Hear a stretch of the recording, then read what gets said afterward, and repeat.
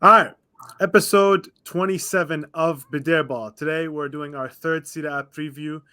Um, we're going to split this up into two parts. One part is about the transfers, the outgoings, ingoings, and so on. And then this part is the straight up predictions. Who's going to finish above who in the league, win the league, top four, and so on. So I have Power with me, of course. I already did. We recorded the previous one before, so I felt like already did an introduction. Anyway, we're going to start with seventh place, the first European spot. I feel like we're going to have the same name, Yeah, but almost I'm going like to say. So wait, I want to see yours. Who do you have at seven? seventh AS Roma. Okay, perfect. So do I. Their ins and outs. They signed. They basically did a reverse Oprah. They brought everybody in for free. They they brought in Leandro Paredes for 2 million, Renato Sanchez on loan, Evan Ndika on a free, Hussam Awar on a free, and Rasmus Christensen on loan from Leeds. They lost Roger Ibanez for 30 million to Saudi. They sold two of their very, very biggest talents in Christian Volpato and Benjamin Tahirovic for 8 million each. They sold Nemanja Matic for 2 million, and Wijnaldum's loan ended. Yeah. Basically, the summary of this team is when are they going to start signing good players and not big names or Mm-hmm. names that Bleacher Report knows? Yeah, Bleacher Report transfers is all how I have Like, like when are they going to sign some fucking players who actually matter? Because they did the shit last year. And you know what? I'll admit, I got sucked in. Last year, by the way, in our predictions, you cooked the shit out of me, right? I was so low on Napoli. I thought Lukaku was going to be the signing of the season. yep. You were high. You were higher on Napoli. I mean, you didn't have them winning, but you were higher on Napoli, Yeah, I was and you thought Lukaku was going to be the worst signing, which was pretty much closer. Your signing of the season was Kim Min Jae, which was a fire prediction. I think it was probably Kvara, but like Kim Min Jae yeah, was probably second. I was high on Kim, yeah. But like I can't, but I got sucked into this team last year. I was like, Yeah. man, you know what? I kind of feel like Wijnaldum's going to do something. And to be fair, he broke his leg, so it's not like we had a real shot of seeing that. But they just do the shit over and over, and it's just like buy a good mid-table player, put him in midfield, and just play football. Yeah. Like The thing enough of with these Roma that I miss is when they had an identity and when like the entire squad was just like Serie A ballers and like they just had that like attacking 4-3-3. The entire team, like top to bottom, you had guys like Nangolan, you had guys like El Sharawi, you had guys like Salah, guys that like they got from Serie A that could just hoop and they would just like play and there was like you knew what you were getting with Roma every week. Mhm. And like now they just couldn't be further from that. So they have this like weird three at the back, Mourinho sort of like playing not to lose. Their squad is just like Lego blocks of like different tactical identities that don't really mesh well together. Every game they play with a new midfield. Like it just feels very sort of like they're like a mosaic. And I'm just like, this doesn't feel like I feel like Roma should be better than this. And I won't blame it fully on Mourinho because like obviously Mourinho is insane, but like the approach to the squad building that they have since like Mhm. the end of the 2010s has just been like these Yeah, guys were in a CL semi. These guys were it's like insane. going toe to toe with Barcelona. They were comfortable. They used to go to Chelsea and like smoke them at Stamford Bridge in Champions League. Like they were a good team. And I feel like everyone has just like 1984 themselves into thinking like, oh, Roma should be so thankful that Mourinho is taking them to finish seventh because somehow They were like competing for the league there's like every year, like really competing for the league with Juve. They took that season. Dude, they took it to the wire one season, and this is the thing, right? With Juve and with Roma. Now, I enjoy seeing their downfall, right? But at the same time, it pisses me off seeing these teams that became really great in a certain way with a certain recruitment style, Mhm. and then just suddenly Completely it's took away. complete change. It's like with both Juve, especially Roma though. With Roma, it's like you said, they built from within. Salah had already played at Fiorentina. Diego Perotti, Nangolan, Mhm. all these different guys. You know what I'm saying? Mehdi Benatia, Mhm. all these guys, right? And it's like, why have they just strayed completely from that? They never sign any players from within the league anymore. Mhm. It's all frees, it's all loans, it's all these aged, washed up Premier League guys. This is the thing with them. There's a spine of there's a potential something. There's like, okay, Smalling, Cristante, Pellegrini, Dybala, Tammy Abraham. There's like the slight hint of something, and you see it every once in a while. Like they have these games where they'll create like 8 big chances. Now, of course, Tammy will miss all of them, but like, there's the makings of something. But they just every year. I still like so much Spinazzola. Yeah, exactly. But every year they just surround it with like this weird fit and this weird fit. And this guy comes in, he plays for a year, and then he's gone, like Matic. Every year, it's like they just surround them with such a weird combination of players. And it's just so frustrating to see them like just be okay with like paddling in the kiddie pool. Like, how about make some goddamn real signings? And they don't even have to be expensive. They just have to show some initiative. Yeah, like just identity, just have like a cohesive vision for what Roma should look like and the type of football they should play. All right, 6th place. I feel like we'll also have the same team. But... I think, I have Juventus 6th. Whoa! Yeah. You have Juve 6th? Yeah. Who do you have 6th? I have Atalanta. Oh, yeah. You see, okay, I won't spoil what I have Atalanta doing, but it's not 6th. Okay.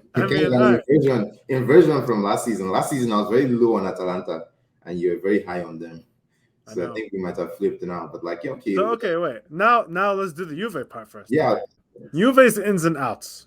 This is let me just start this, okay? And I was gonna say this when we got to Juve, regardless, but I have genuinely no justification for where I have Juve. Okay, I can't tell you why, other than the fact that I just can't get it out of my head how much they destroyed the small teams last year. They just kept winning 1-0 and 2-0 and 2-1. And I can't get it out of my head how many games I'm like, this is not a good team. And yet, by hook or by crook, they keep winning. I couldn't get it out of my head. But here's their ins and outs. Their ins are Timothy Weah for 10 million, who might be a right wing back. Facundo Gonzalez, who's a child center back for 2 million from Valencia. And that's it. That's their ins. Their outs are Dennis Zakaria for 20 million, which I can't believe somebody paid 20 million for him. Angel Di Maria for free. Rovella for 17 million to Lazio, disaster, the absolute disaster. And Juan Cuadrado for free. Okay, like I said, when I list this out, yeah, 6th is much more convincing than where I have them. But my argument is that they don't have European football, and like I said, they have a way of beating the small teams. And we've both talked about if you beat the small teams, you're gonna find yourself in the top 4. Yeah, exactly. You end up they're crap in all the big games, and everybody can beat them, and Milan can dominate them every time, and they can beat Empoli and Sanitana and all these teams, and they end up with a lot of wins. You know what I'm saying? Yeah. So okay, give me why you have them at 6th. So my counterfactual to all of that is basically just like I'm the biggest Allegri ultra in like history. I love Allegri. I thought Allegri would win the league a few seasons ago. I love this guy. But when I look at Juve, I see a team that, first of all, they lost Bonucci. The sort of era of that last vestige of like Allegri dominance is completely gone now. When I look at Juve, I see Milan of like the first Gattuso Milan season. Just a bunch of babies and a bunch of experienced dudes. And the season that they're about to start is against Udinese, which from Milan fans know that you do not want to start the season against Udinese. Definitely do not. The worst bad Rodrigo Becao is not here anymore, man. Rodrigo Becao is not here. Like, I am happy to report Rodrigo Becao is not here. The worst bad vibes you can start the season is Udinese away. That's just how to like just make your fans want to kill themselves. Start season Udinese away. And then when you look at their team, the Fagioli guy is injured. That's number one. So like they're not starting with their strongest midfield. But I just think that the way they've built their squad now, every player that they used to rely on to like be good they are slowly making their way out. And like now, you get the sense of like, okay, who is going to carry Juve through the season?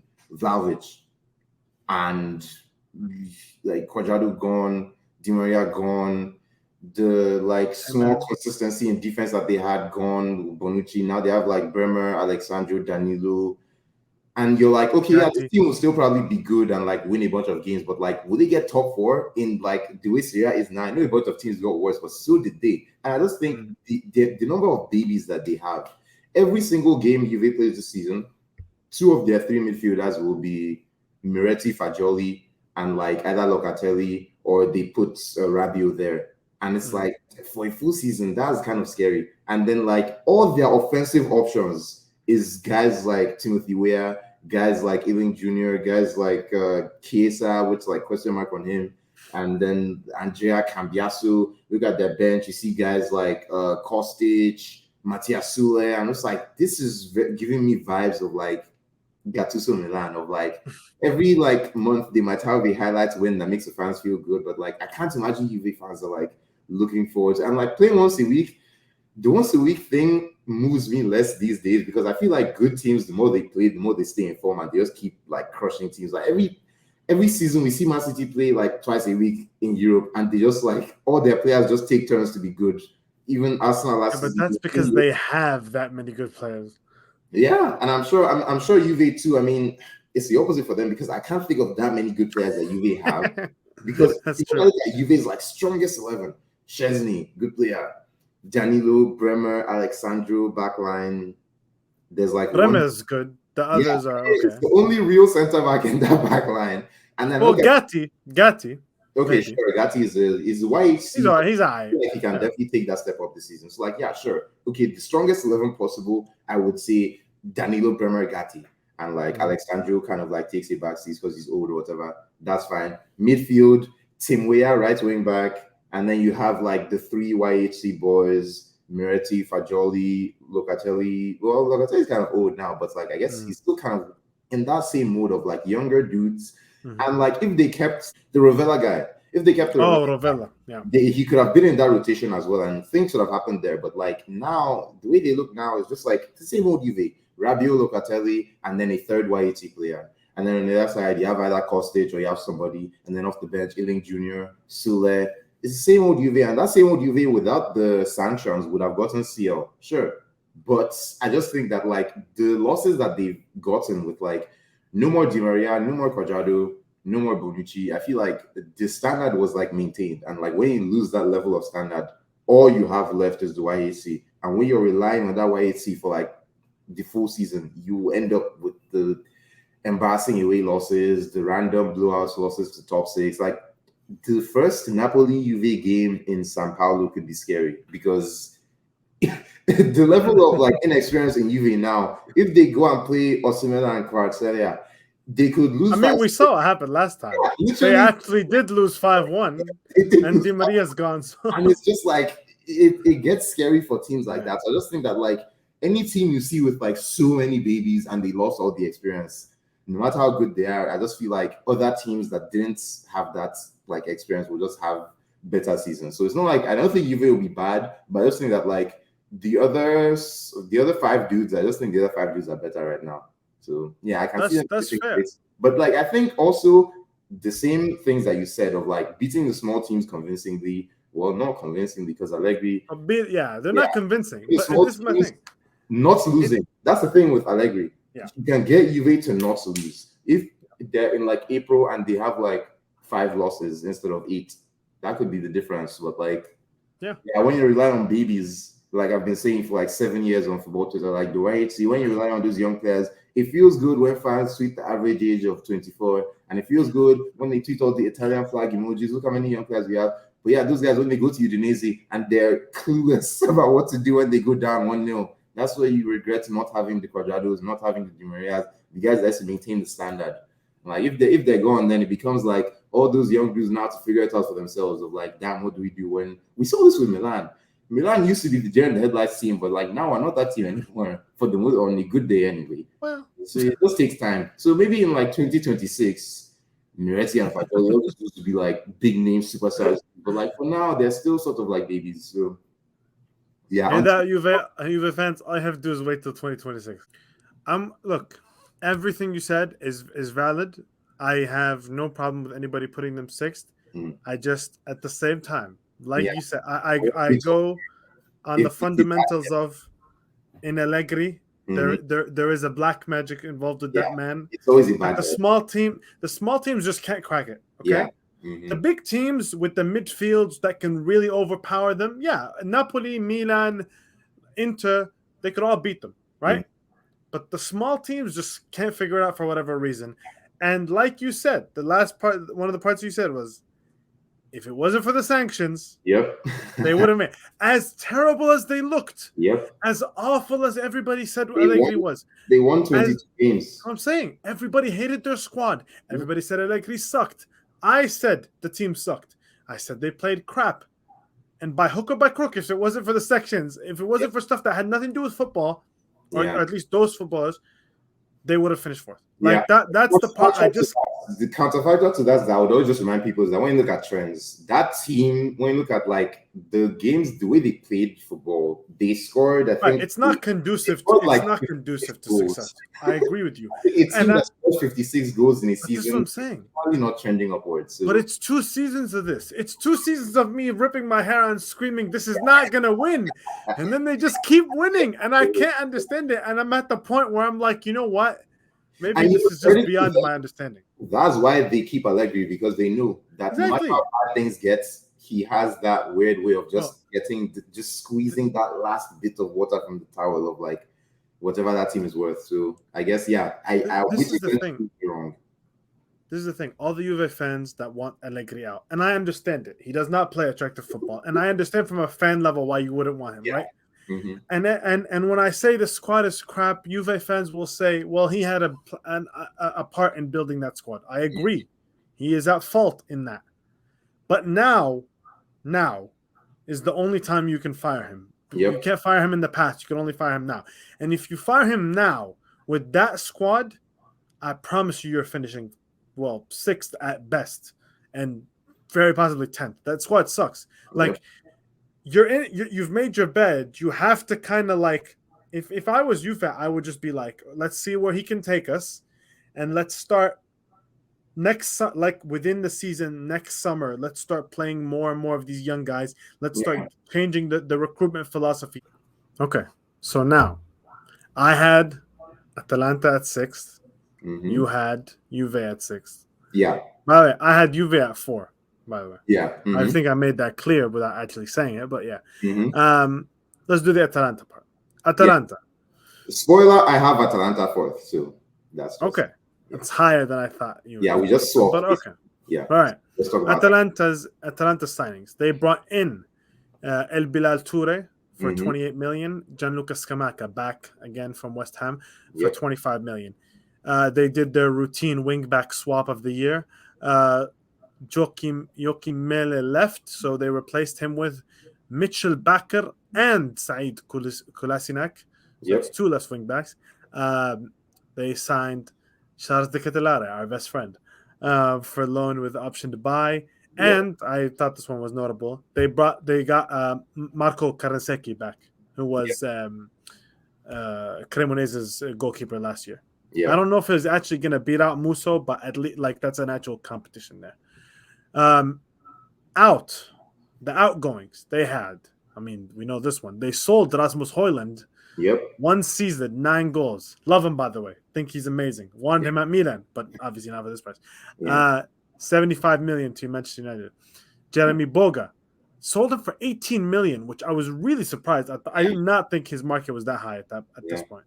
I like him as a player. But they have their quota of like black attacking players that they have, so that before their goals. So somebody had to go once Bilal Toure came in. And we said Joaquin Mele left for 12 million. Duvan Zapata, they're probably. I mean, I don't know all of Atalanta's history, but I'm confident saying the greatest striker in Atalanta history. Oh, for sure. It might go on loan with an option to buy to Roma. As he ages, and Merih Demiral might go to Saudi for about 20 million. So those are pending. I don't know 100%. In my estimation, I thought there's a lot of shuffling going on here. Losing Hoyland and potentially Zapata, bringing in Scamacca and Toure, both of whom I like. I like the signings, but and then obviously the wing back shuffle that they do every year. CDK's coming in. All that. I just thought there was a lot of shuffling, and when I looked at the quality, I thought I don't think that's good enough to go higher than sixth. But you have them fourth, so now I want to hear this. The reason I have them fourth is because, first of all, I wasn't expecting Duvan Zapata to be leaving, so that has obviously like changed the calculation a little bit if he leaves. But I was just thinking that like this is the first season I can remember in such a long time where Atalanta did not lose like a huge amount of production. Because every summer, usually it has been the case that like either Papu Gomez left or this dude left. Like there's always somebody. And for the first time, such a long time, the dudes that they took chances on, like younger dudes, Killer Bukuli, all those guys, they got good and they stayed in the club. Importantly, and the additions they made a lot of sense in terms of like hitting the positions of need. Aside from the wing back, obviously the wing back shuffle because that is how the club operates. So I just thought that. Yeah, with the level of like, and the thing, they've had a really good preseason. They beat a team like 10-0. They're scoring like 3-0 every game. The only team they lost to was the Union Berlin, who are like a serious team, so I can understand that. They fought Juve to a standstill, kind of a bad game, but like, I think they've had a good preseason, better than Juve have had.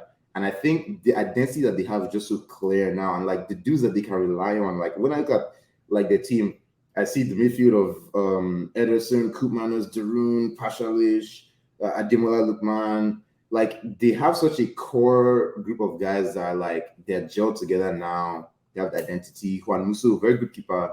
Like I just think they just have that. They're back to that level of Atalanta that like people expect now. I feel like last year I expected them to be kind of like down because they had some difficulties. And the Ketelaar, they're adding that X factor. Nobody knows how good he'll be, but like if he's good, that's even he knows. We say so about them every year, but if Milan have just handed Atalanta the Ketelaar basically for free, and he goes and has like 9 goals, 12 assists, and they finish top 4, I would just be so annoyed, especially if they beat us. It's the worst. It's genuinely the worst deal I've ever seen. For me, I consider Atalanta one of our rivals in Serie now because the last like I hate them. Yeah. Of trauma have been so frustrating of just seeing these guys succeed at everything we tried to do for the longest time, failing.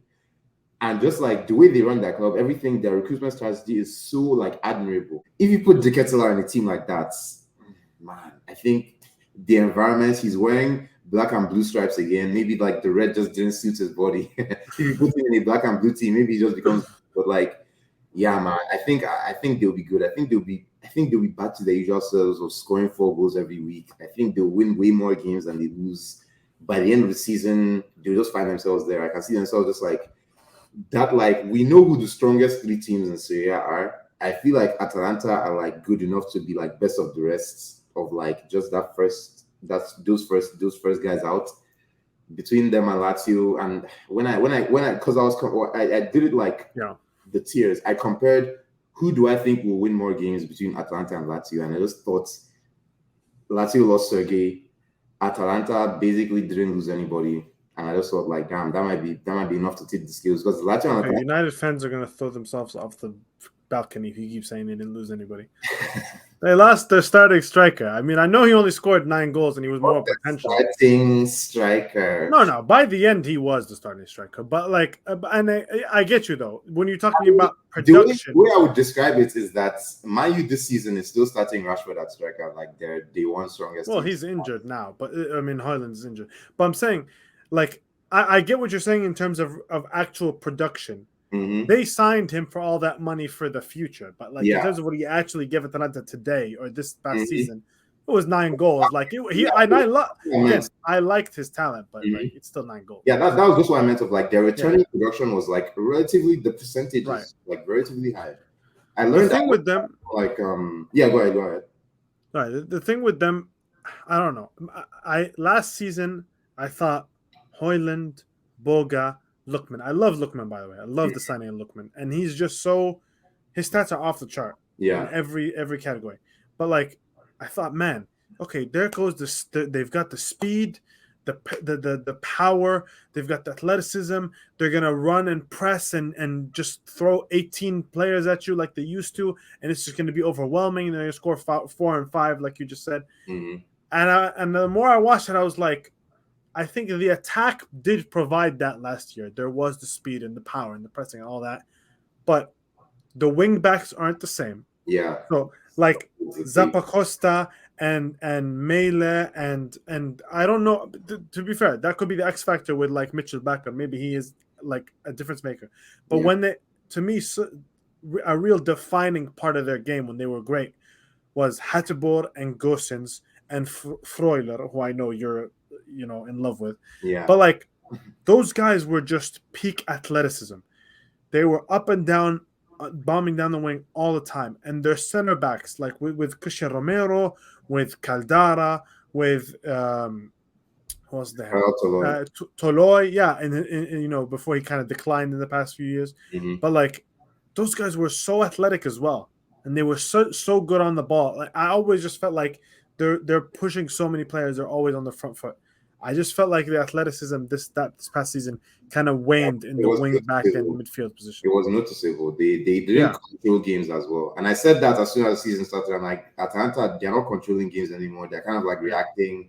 They get into like knife fights with relegation teams. Yeah. That's the thing. Like just the like, midfield, guys. their midfield used to be suffocating because it was Yeah. just wave after wave after wave of them coming at you with this press.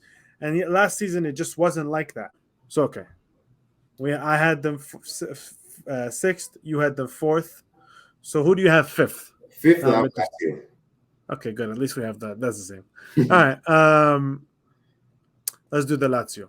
Mhm. Ins and outs. Ins. They signed Nicolo Rovella. I mean, we're gonna talk about it in a second. That's just such a steal. 17 million. Well, Yeah. loan with 17 million, whatever. Gustav Isaacson, a right winger for 12 million. Mhm. Tati Castellanos, striker for 15 million. Daishi Kamada on a free, who we almost signed, but I'm glad he landed on his feet. Mhm. And then they lost, obviously, as we mentioned, Sergej Milinkovic-Savic for 40 million. Mhm. And I just thought I'd mention like Matteo Cancellieri, Yeah. who kind of played a little bit last year. He went out on loan to Empoli. He's a talented young player, and I guess it's not that huge of an impact, but he played last year. I think my summary for them, I think they could easily be fourth. Yep. Like, and I think you feel the same way, right? Mhm. Like I had Juve fourth and you have Atalanta fourth, but we both feel like it's a judgment decision. Just between Lazio, yeah, who's better, yeah.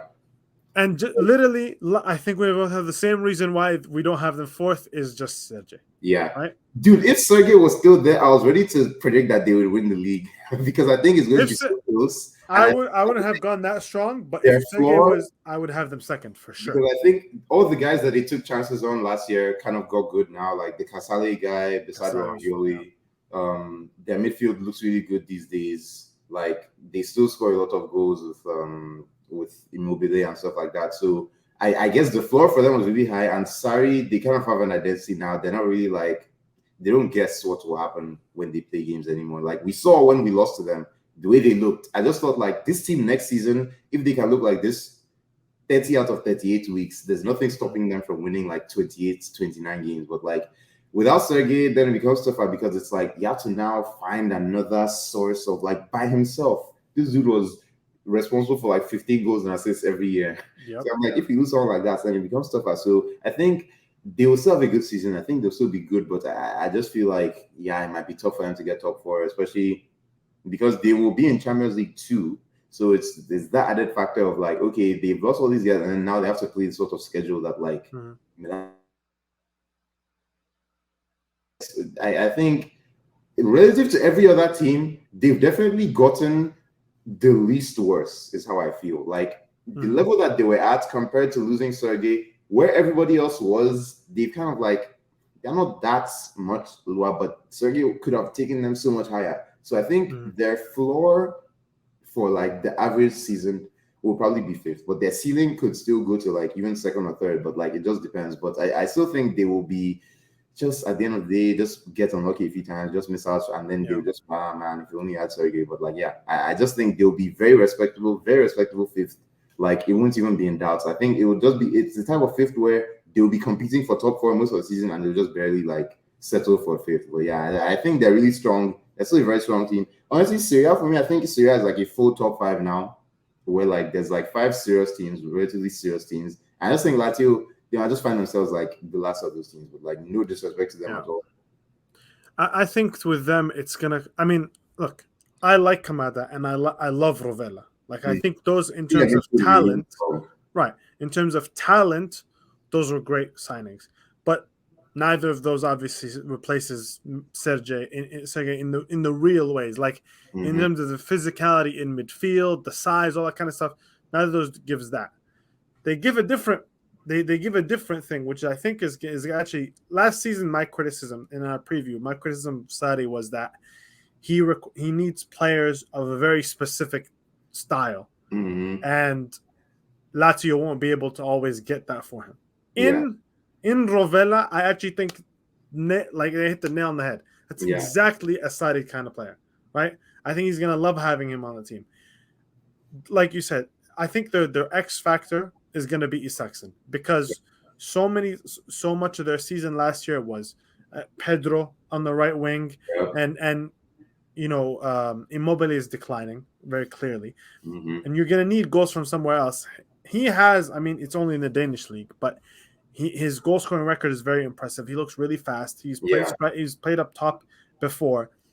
I think that's going to be interesting. They spent 50 million on Tati Castellanos, who was from the MLS. Then he went to Girona in Spain, scored a super hat trick against Real Madrid, then somehow ended up at Lazio. Like, they're gonna need, if those two can get them a certain level of goals, I think they can finish fourth.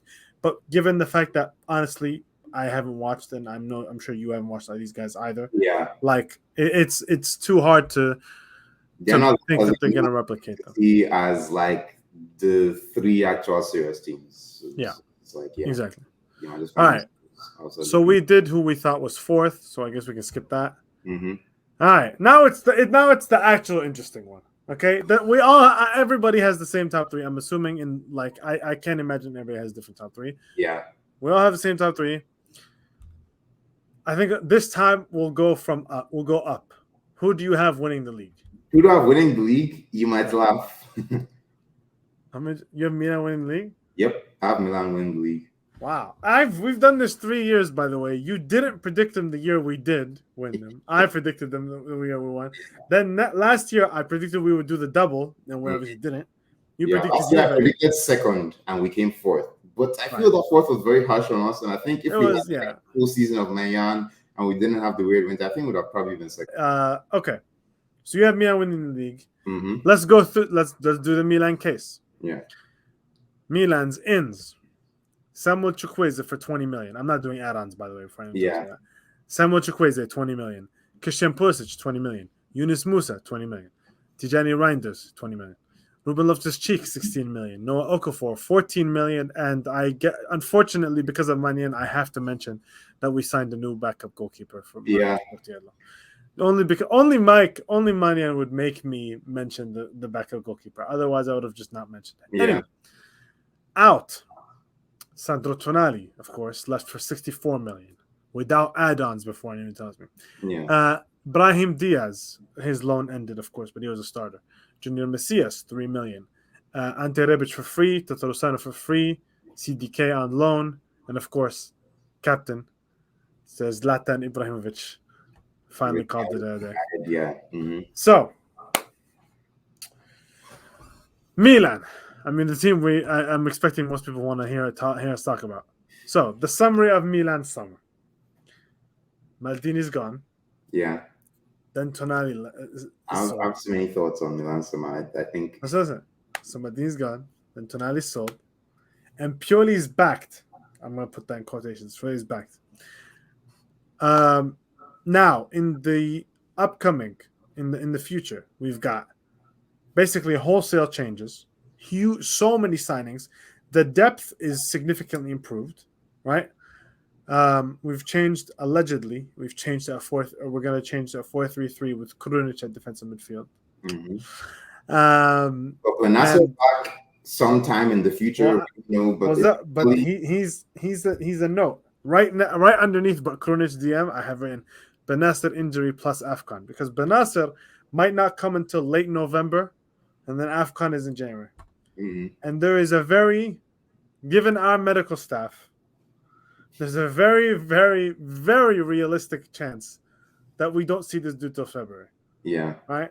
There's a very, like, Milan Labs could really do the funniest thing ever and just make sure we don't see him till February. So there's a chance of that. Okay. Given all that, you have them winning the league with 5 new starters. Make the case. The reason I have Milan losing the league is just so simple that winning the league. It's so simple that it feels insane to say it, but I just feel like compared to every other serious team in Serie this season, I feel like we improved the most.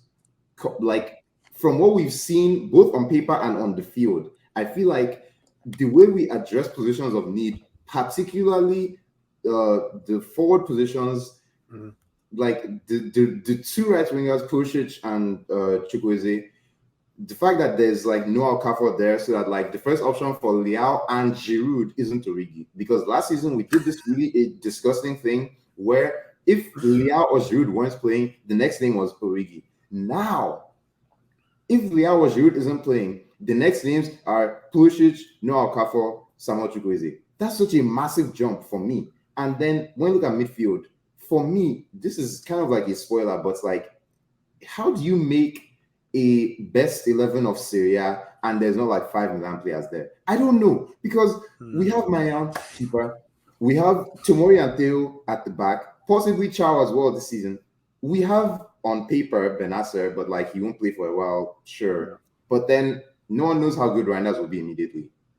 It's very likely. I think he'll be good. It's very likely that he'll play every game, and I think if Reinders plays every game for us this season, like 36, 38 games, that's high quality, man. And then in the forward line, we have Leao back, and then we also have Pulisic, Okafor, Chukwueze, Giroud as well. I would love if like Okafor eventually, like, we saw a situation where like by like November, Giroud has kind of like lost form. Like Okafor is playing striker like full time, and then it's like Chukwueze, Okafor, Rafa Leao. I'm just like, I'm very high on that team. I think I will enjoy watching that team. And I think that team like will win way more games than they don't win. And I think like eventually like the like sort of like glass half full for Milan is that as bad as it could have gone, it didn't. Right. Like alternate timelines where we could have had the worst summer in our history, and we didn't. Like, so many Milan fans were ready to give up on Milan, but like now they're not. And I feel like the one bone that most Milan fans have to pick now is the head coach. I'm just like, dude, if the worst thing you can say about your team is the head coach, that's kind of like a lot of teams would kill for that. All those guys coming back with that experience, like Mayon, Chow, Tomori, Kalulu, Theo, like, obviously there's lots of new faces in midfield, and that's the big question mark of like Loftus-Cheek, Musa, Reinders, how would those guys? And if Krunic leaves, I'm worried about Krunic leaving, because I don't want him to leave because I like Krunic. But if he leaves, then that becomes like brand new midfield basically. Like that's what has Krunic out, Tonali out, and that's where you start to get into like question mark territory. I feel like if you look at compared to that, what we had in 2020, 2021 midfield is what we have with the offense now. Of like, our offense is so good, I feel like they might bail our midfield out sometimes, because already in preseason I've seen a lot of games where like we're just scoring a lot of goals. And I feel like if Yunus Musa, if RLC, if Reinders struggle a little bit, but we have Rafa Leao, Pulisic, Giroud, Chukwueze, Noah Okafor, I feel like, man, offense is really hard to come by in football. It's such a low scoring game. I feel like if you have a team full of players that are guaranteed to like give you consistent X threat XG until the 90th minute is done, I mean, I would have found it very hard to put this team below second. And when I looked at the other teams, I just thought like, man, Milan probably has the least question marks with them, especially considering what they return, because what they return is keeper and defense. That was the one thing that we didn't lose anybody. We didn't lose our keeper. We didn't lose Tomori. We didn't lose Chow. And the best player in the league. Yeah, we didn't lose Calabria. We didn't lose Theo. And Rafa Leao stayed. And I'm just like, what more do you want as a Milan fan? I think our baseline is a title challenge. Yeah. Given also the fact, like we've talked about it. Every team has gone weaker, every single one, and we're the only ones. I agree with you on one thing. We're the only ones that even have a case of having gotten better, right? We're the only We're ones. the ones that like Right. responded to getting weaker. That's Right. my hot take. These are my problems, right? I have them third, by the way. These are my problems. This is the first time in the 3 years we've done this. I have predicted them not to win the title. Yeah. Now, obviously, I'm 50-50 on that, but still. Can I see them winning the title? Yeah, absolutely. Because of all the things you just outlined. That's my hot take. I can see everybody winning the title. So why not? Oh, yeah. Like 33%, 33%, 33%. Milan is another 33%. And then 1% for everybody else. Yeah, for sure. Like all three of them could win the league for sure. Mm-hmm. My thing is, look, you're right. Last year, we had one good midfielder for the majority. When Benasser was there, he was great to start the season. Then he got injured and all the Benasser things, and then he wasn't as good. Cool, I agree with you, but this is my problem with that framing. Right? Is I don't want to be just I don't want to replicate last year. Yeah, last year's midfield. I want to replicate the year before that's midfield, and now the title. I get it. No, exactly, and I understand. It's we don't necessarily. The point you outlined about the attack is very true. We don't have to have a midfield as good as the Scudetto season because we have an attack way better than the Scudetto. We were spoiled for choice then. We used to choose between Kessie, Tonali, Benasser, of who it was. Any combination, you could beat anyone in the league with any combination. It was so we were so spoiled, but and I get. But this is my thing. My thing is that not in terms of quality, our midfield is better than last year, right? Mm-hmm. But the profiles, is what concerns me, right? Reinders, I've watched maybe 6 full Reinders games. Watched it from every second of it, and I cannot tell you how high I am on that guy.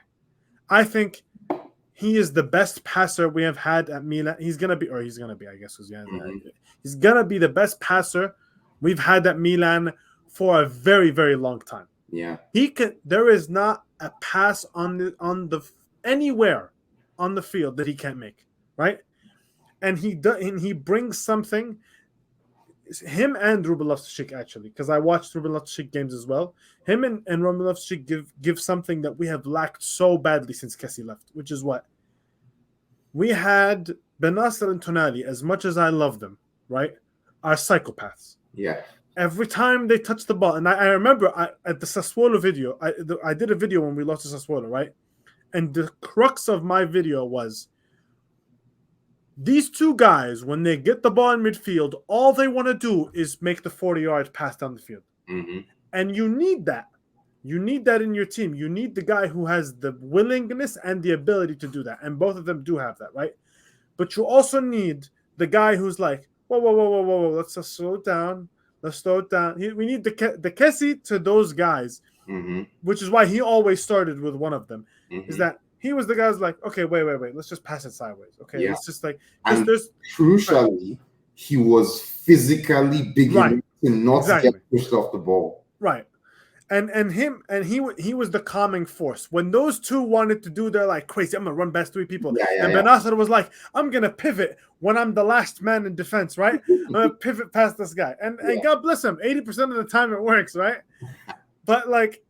When they were trying to do that, he was the one that he was the adult in the midfield where he was like, okay, let's just play pass. And both did you get the ball? He knows what to do. Exactly. Yeah.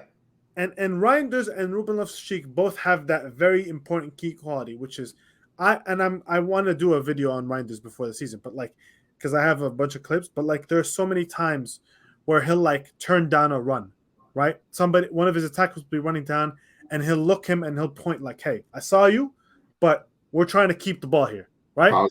Yeah. I love that. I think he's going to be incredible. I think he could be as good as Tonali. Yeah. He might be. I don't deny that. But again, my problem is if he is let's say he is as good as Tonali, right? Which is still an if, but let's say he is. That still leaves me with not a single tackle seen anywhere in midfield because we didn't have last year. Tonali had a lot of defensive work, and he's a good defensive. Yeah, but he's not a great defensive. Yeah, right? Not with you. And that's why we suffered so much, right? We didn't have anything even close to a great defensive player, and to this day we don't. In midfield, we still don't. I don't think Ruben Loftus-Cheek is good. Musa is good, and he's the one who could become great. Yeah, he in could that area. be. That's like central because the 4-3-3 is kind of flat. It's not like Yeah. someone. It's not with one guy being behind the Yeah, rest of them. but I think Musa defensively, he could be that guy that like makes the tackles because he can defend. I think he's a very good defender, especially in he's the toddler in of the group. Exactly. Because Ruben Loftus-Cheek is 27, and we know what we're gonna get with him. And I'm very happy with that they went with somebody who's established, who knows who they are as a player. And Reinders is 25, same thing. He's the one. Musa's the 20-year-old who's gonna probably take time to get in. He's probably gonna have. I'm predicting a Tonali season. Yeah, where he's gonna look really crap at times. The first Tonali season, he was awful, and then we saw him grow. That's my biggest problem is the midfield still lacks a fundamental, like, physical presence. Yeah, defensively. And how good would Florentino have been as a transfer for dude? us? Like, or Amrabat or Dominguez or any of these guys. It's just like someone that can play in the middle of the field and just be the defensive monster. And he's fine because I swear to God, if Reinders is playing in the middle of that midfield, I'm gonna kill somebody. It's insane. It's literally he even said it in his press conference. He wants to attack. And like, he will be the middle guy in possession at times. I watched his AZ games. He'll be the middle guy. But off the ball, we need that central presence that is just like a negative zone that they don't want to attack there. Exactly. Because that's usually Benasser. When teams play, nobody wants to go straight at Benasser because you lose the ball. Teams have to try and find another solution. And when a team is looking for another solution, that's where you're in control because they're not doing what they want to do. That's like playing defense. That's coaching defense. I feel like if Milan could get a player like that is just like teams don't want to attack them. Like that's just like it would just be the final piece, that midfielder that we've just been searching for. Like, you want to hear my hot take? My hot take, which I don't think will happen, which is why I'm not predicting them to win the league. But I think the one move they can make that would put them up there, would move me that way, in my opinion, is I saw a lot of games where Ruben Loftus-Cheek was basically the defensive midfielder for Chelsea, and he was a lot less expressive in the friendlies. We see him making all these runs forward, and he's physical, and that was, the staple of his game before his big injury, right? Yeah. And I like that he can do all that, but for Chelsea, in the games that I watched where he played center midfield, he was so much more reserved, and he was so much more of a Kessie type, where he's just passing it, spraying it past side to side, and staying in the base of midfield. I think I would like them to do that. To have him in the base of midfield, Musa on one side, Reinders on the other, and just roll with that. I just don't think they're going to do it. I think it's likely that Loftus-Cheek is the... Exactly, and Krunic is the one in the middle. Yeah. And I don't like the look of that. That's the attack. I feel like I was so excited for the Chukwueze signing that I don't even I can't act. I just want to see this fucking guy play. Like, I'm so excited to see him in the I almost brought to tears when I think of how long Milan hasn't had a right winger, hasn't had like anybody that can even like share the same pitch as Leao. And now we have like multiple of those guys. It's just like, honestly, just thank you. Like, I don't know what to say. Like, and this is the thing. I honestly, you know how like every team that faces us basically slants the field towards Leao? Yeah. Right. I can't wait. I honestly believe this is going to happen. I think for the first month or so, teams are still going to do that. Yeah. And Chukwueze is just going to score like 5 goals, 5 assists in like the first 10 games or something. Yeah. All that to say, I still have him third. Yeah. I mean, that's still very realistic. But this is the thing. My main reason is that there's so much change. Yeah. You know so what I'm much. Yeah. So I'm guessing you have Inter second? Yeah. Third, sorry. Oh, you have Inter second? Yep. Oh, wow. Yeah. Okay. All right. Let's do the Inter then. I also have them second, actually, so I guess. Okay. Their ins. They're the most active team on both sides. Their ins are Marcus Thuram, Davide Fratesi, Carlos Augusto, Jan Sommer, Marko Arnautovic, Jan Bisek, a young center back from somewhere in Denmark, I think. And Stefano Sensi came back from loan. I only mentioned that because they might actually play. He might actually replace Gagliardini. Mm-hmm. The outs: Andre Onana for 52 million, Brozovic for 18 million, Milan Skriniar on a free, Romelu Lukaku, whose loan ended, and if anybody wants to go watch the video I've just made about him, so Great video, that. Raul Bellanova, whose loan ended, Robin Gosens, who left for 13 million, and then a salute to one of the greatest goalkeepers, in my opinion, in Serie history, Semir Handanovic, finally retired. And then D'Ambrosio and Gagliardini both left on a free. They were like spare parts, but they sometimes played. Yeah. All right. They have been, well, tied, I guess, with Milan, the most dramatic fucking team this entire summer. First, you have the Lukaku drama, which is they negotiate with Chelsea to bring him back, despite the fact that he fucking sabotaged their Champions League final. And then, out of nowhere, he agrees a deal with Juve, which is conditional on Juve selling Vlahovic. So he gambled without even knowing if he could if that deal could actually happen. And then Inter got pissed at that, and they said, actually, we're not going to even try to sign you anymore. So Lukaku's out the door. And then they sell Brozovic with the idea of having Hakan at defensive midfield and Fratesi replacing the Hakan position, and then trying to sign Samardzic to add to that midfield.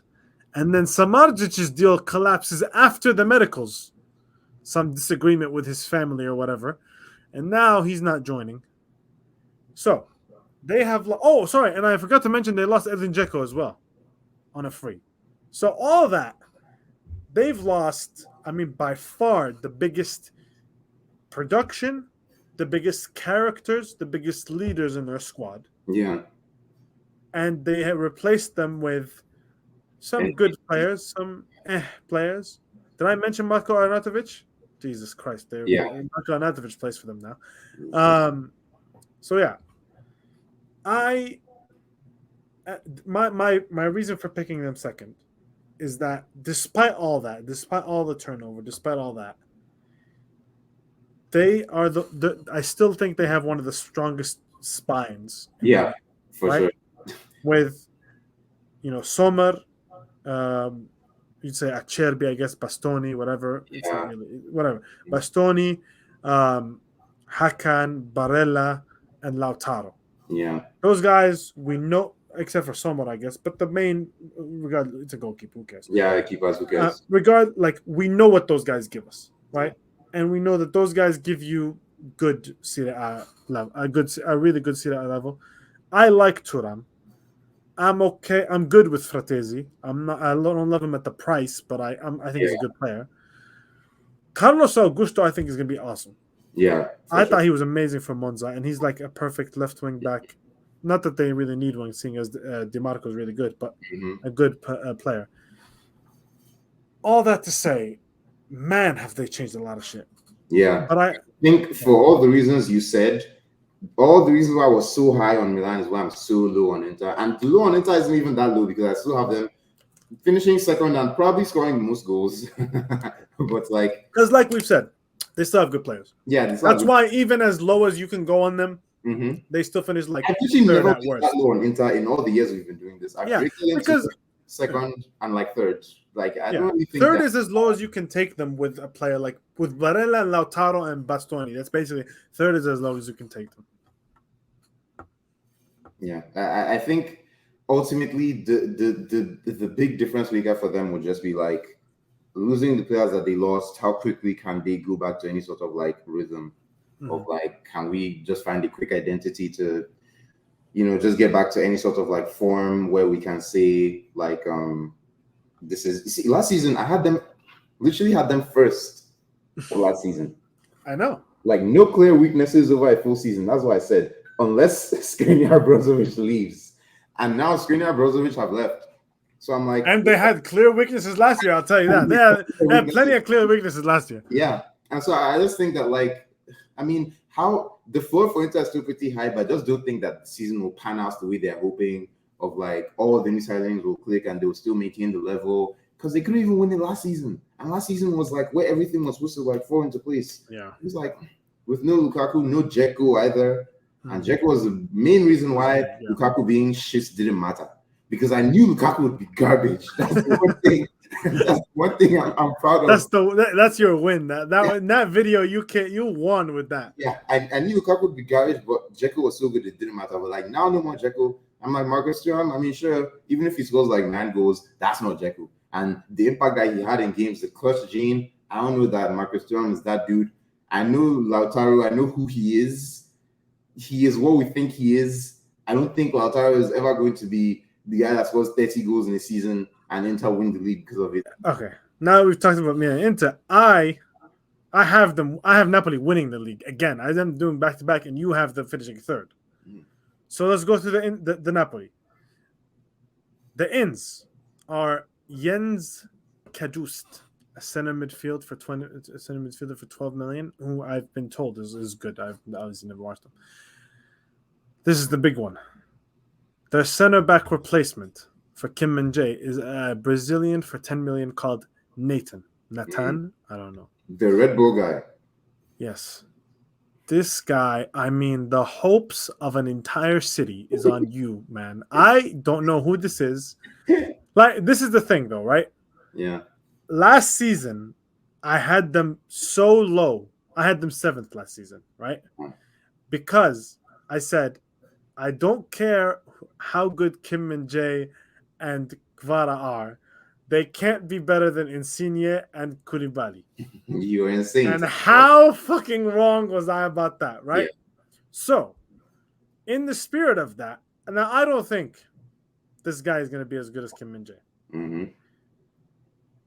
But I have to give them at least the slight benefit of that this guy is maybe good. You know what I'm saying? And if he is good... Oh, and sorry, they're also trying to get Gabri Vega from Celta Vigo, who for 35 million, he's like this highly rated goal-scoring center midfielder. Mm-hmm. And so on.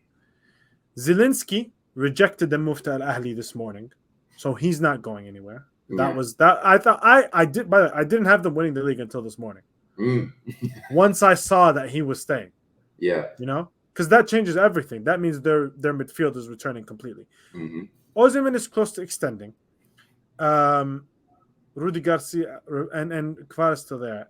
The spanner in the works of it all is Rudy Garcia replaces Spalletti. Yeah, that's basically the difference for me right. Of why I don't have them winning, because I think Kim Min-jae leaving and Spalletti not being coach anymore, I'm just like... They're huge. Then why are we talking about this? Like, that's not Napoli anymore. Because they have... Of course, they have Osimhen and Kvaratskhelia, and they're so good. That's the art. But that's the thing. But that's the argument. If you're gonna say, I think it's like the opposite of Milan. Milan has all these new players, but we have the same head coach.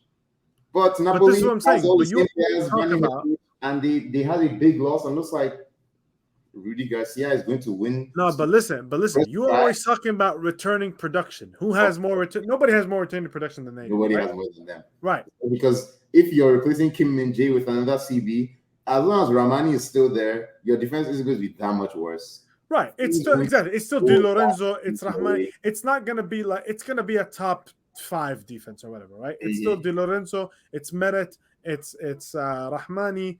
And if this guy is just good, like, to me, in my opinion, honestly, it's really not that close to me. If this guy is just good, you know, they're gonna win the league.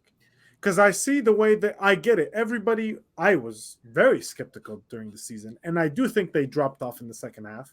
Mm-hmm. And I think Champions League might, them being more in the Champions League and all that kind of stuff might hurt them a little bit. And yet, I just think what I saw from them last year, the way that in the beginning of the season, they were just able to like wash away teams. Just every game was over after 30 minutes because Osimhen and Kvaratskhelia would just win the game after 30 minutes and they would just chill.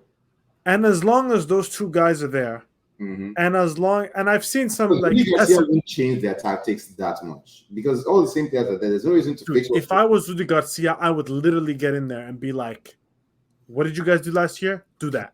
Yeah. Like, I would literally try to change nothing. I would first game of the season, I would have the exact same lineup. I would take Nathan or Nathan, whatever his name is, instead of Kim and Jay, and that's it. I would roll it out. You know what I'm saying?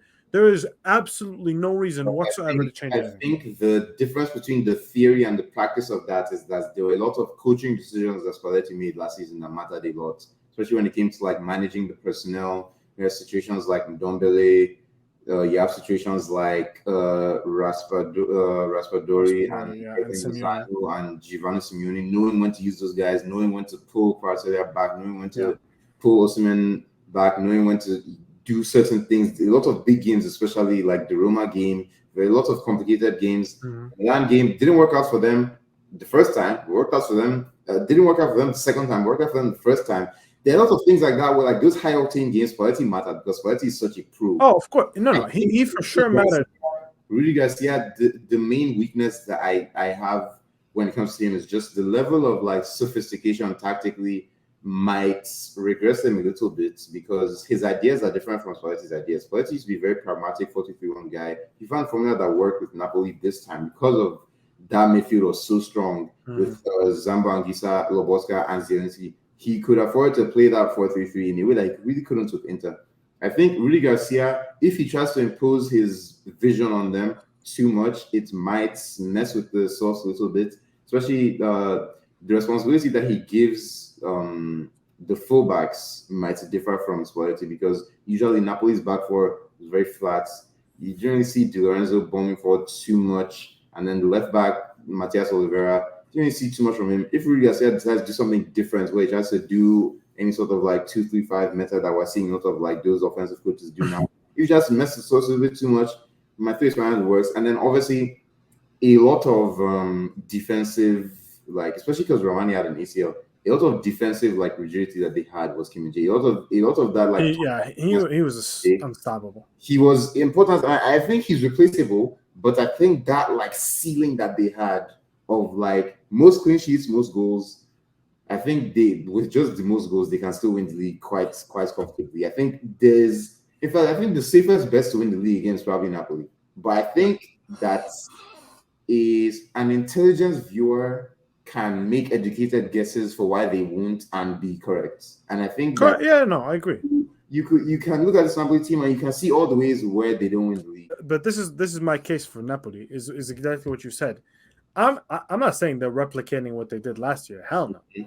I'm saying there was a 30-point gap, let's say, between them and Milan, right? Yeah. If I say Kim and Jay, it's all about how big of a drop you judge Kim and Jay and Rudy Garcia. For sure. Let's say it's 10 points, right? And let's say Milan's enforcements and the fact that, last year was a bit of a hellish year in general. Yeah. Right? Let's say that's 10. That's title race quality. We probably still lose that title race. Right. Yeah. But like, let's say they gain 10 points. That's still a 10-point gap, so Napoli win the title. But if Napoli lose 15 and Milan gain 15, then we're neck and neck, and it's like it's really, you know what I'm saying? Yeah. It's about how much you judge the exits and the additions to matter. In my opinion, I'll say like Milan are going to get way closer to Napoli, and Napoli are going to come down. Like I think Milan's going to take a big jump. Yeah. Napoli's just not going to come down as much as needed.